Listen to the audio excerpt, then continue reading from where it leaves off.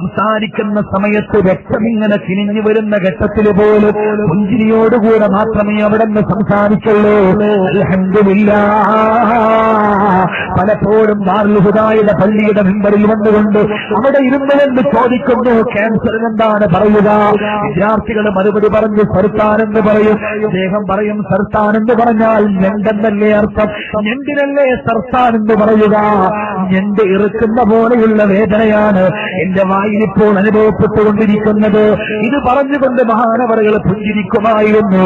വായിൽ നിന്ന് സംസാര സമയത്ത് രക്തം കിനിഞ്ഞു വരുമ്പോഴും അസ്വസ്ഥതയില്ല, ബേജാറാവലില്ല, മറുത്തൊരു വാക്ക് പറയലില്ല. അൽഹംദുലില്ലാഹ്. അല്ലാഹുവിനെ സ്തുതിക്കുന്ന വാക്ക് മാത്രമാണ്. അങ്ങനെയുള്ള മഹാൻ RCCയിൽ ഓപ്പറേഷന് വേണ്ടി ചെന്ന് കിടക്കുമ്പോൾ ഒരിക്കൽ പൊട്ടിക്കരഞ്ഞു. എന്തിനാ കരഞ്ഞത്? ക്യാൻസർ വന്നിട്ട് അന്ന് ആദ്യമായിട്ടാണ് ആ രോഗം കാരണം ഒരു കരച്ചിൽ കരയുന്നത്. എപ്പോഴാണ് കരഞ്ഞതെന്നറിയുമോ? ഓപ്പറേഷന്റെ ഭാഗമായി സാധാരണ മുഴുവൻ രോഗികളോടും പറയുന്നത് പോലെ മുഖത്താണ് ഓപ്പറേഷൻ നടക്കേണ്ടത്, വായിലാണ് സർജറി നടക്കേണ്ടത്. അതുകൊണ്ട് മീശയും താടിയുമെല്ലാം പരിപൂർണമായി വടിച്ചു കളയണമെന്ന് നിർദ്ദേശമുണ്ടായി. അതിനുവേണ്ടി വേണ്ടപ്പെട്ട ആളുകൾ കടന്നു വന്നു. അപ്പോഴാണ് പൊട്ടിക്കരഞ്ഞത്. പൊട്ടിക്കരഞ്ഞപ്പോ ആളുകൾ പറഞ്ഞു, നിങ്ങൾ ബേജാറാവേണ്ടതില്ല, അത് ശരിയാവും. അത് പറഞ്ഞു, ഞാൻ ബേജാറാവുന്നത് ഓപ്പറേഷൻ ഓർത്തുകൊണ്ടല്ല, എന്റെ താടി ഓർത്തുകൊണ്ടാണ്. നിങ്ങൾ താടി മുഴുവനും വടിച്ചു കളയണമെന്ന് പറഞ്ഞാൽ താടി എന്റെ ഹബീബിന്റെ സുന്നത്താണ്, സല്ലല്ലാഹു അലൈഹി വസല്ലമ തങ്ങളുടെ സുന്നത്താണ്. എന്റെ ജീവിതത്തിൽ വളരെ പ്രാധാന്യത്തോടുകൂടെ കൊണ്ടു നടക്കുന്ന സുന്നത്താ. ഞാനെങ്ങാനും മരിച്ചുപോയാൽ എന്റെ മയ്യത്ത് കാണാൻ ആളുകളുണ്ട്. ഈ സുന്നത്ത് എന്റെ മുഖത്ത് സമർത്ഥമായി നിൽക്കുന്നത് കാണണമെന്നാണ് ഞാൻ ആഗ്രഹിക്കുന്നത്. നിങ്ങൾ എന്റെ താടി ഓപ്പറേഷന്റെ പേര് പറഞ്ഞുകൊണ്ട് വടിച്ചു കളഞ്ഞാൽ, ഈ സമയത്തെങ്ങാനും ഞാൻ മരിച്ചുപോയാൽ എന്റെ മയ്യത്ത് കാണാൻ കടന്നു വരുന്ന ആളുകളെ കാണുക.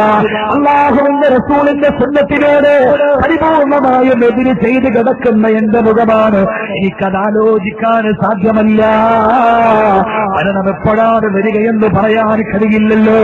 മരിച്ചുപോയാൽ താടി വടിച്ചു കളഞ്ഞ മുഖവുമായി കിടക്കാൻ എനിക്ക് മടിയാണ്.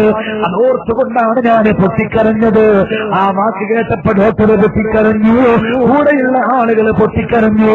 അവര് പറഞ്ഞു, എന്നാൽ സ്ഥാനമില്ല, സർജറി നടക്കുന്ന ഭാഗത്ത് മാത്രമായി മുടിയൊന്ന് വടിച്ചു കളയാം. ഇന്നും അദ്ദേഹത്തെ കാണുമ്പോൾ നമുക്കറിയാം കീമോതെറാപ്പി കൊണ്ടാവാം ആ ഭാഗത്ത് ഇപ്പോഴും താടിയില്ലാതെ കിടക്കുന്നു. പക്ഷേ റസൂലുള്ളാഹി സ്വല്ലല്ലാഹു അലൈഹി വസല്ലമയോടുള്ള അവിടുത്തെ സുന്നത്തിനോടുള്ള അദമ്യമായ പ്രേമം കൊണ്ട് അതിലെ വൈരൂപ്യമൊന്നും ചിന്തിക്കാതെ ഏറെ അഭിമാനത്തോടുകൂടെ കൊണ്ടു നടക്കുന്ന ഇന്നും ജീവിച്ചിരിപ്പുള്ള മഹാൻ അല്ലാഹു ആഫിയത്തുള്ള ദീർഘായുസ്സ് കൊടുക്കുമാറാവട്ടെ.